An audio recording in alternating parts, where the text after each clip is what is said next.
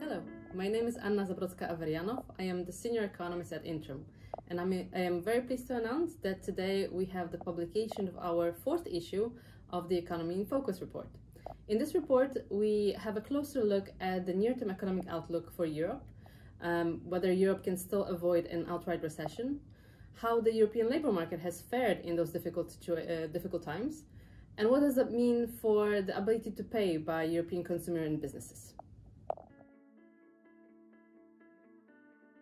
So what is the near-term outlook for Europe?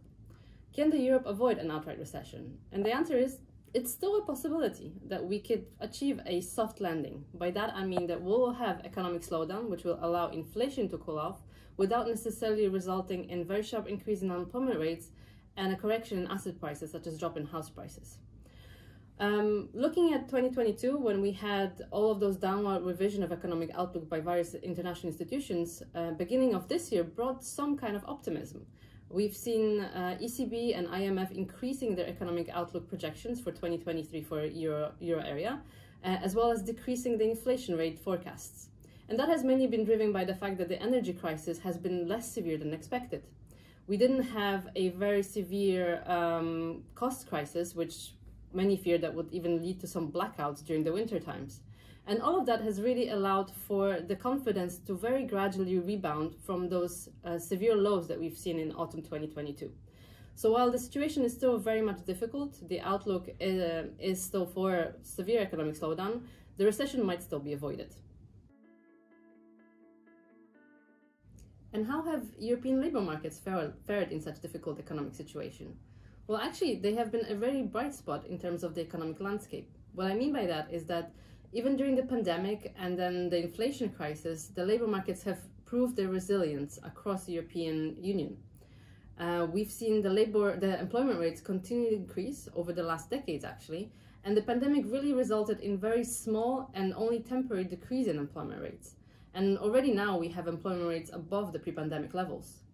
And even in 2022, especially in the second half, which was characterized by this kind of sharp economic slowdown, acceleration of inflation and higher borrowing costs, we've seen labor markets really proving their resilience because the unemployment rates have trended down or in many countries really stayed at record lows.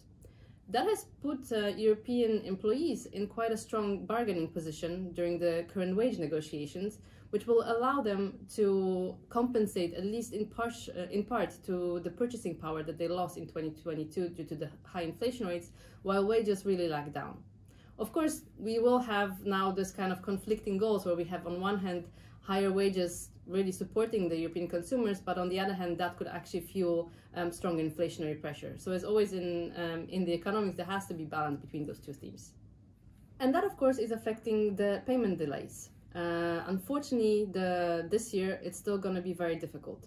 As I mentioned before, even though the outlook is improving, the economic situation is going to be increasingly difficult, especially in the first half of this year. We're still going to have high inflation rates, higher borrowing costs, and slowing economic activity. So overall, the pressure on budgets of households and businesses is still going to intensify. Only really second half, and especially the later part of 2023, will allow for those underlying inflationary pressures. By that I mean the core inflation, which excludes the energy, for example, and food prices, to start cooling off visibly. That will in turn allow the central banks to start easing monetary policy probably sometime in the middle of next year. That means that the borrowing costs will start going down then. And that would then allow the economic activities to start slowly rebounding. So in the near term, we are still approaching really the bottom of the downturn, but like with any business cycle, the recovery is soon to follow. So with that, thank you very much for your attention and watching this short video. And now I encourage you to have a look at our new Economy in Focus for more details.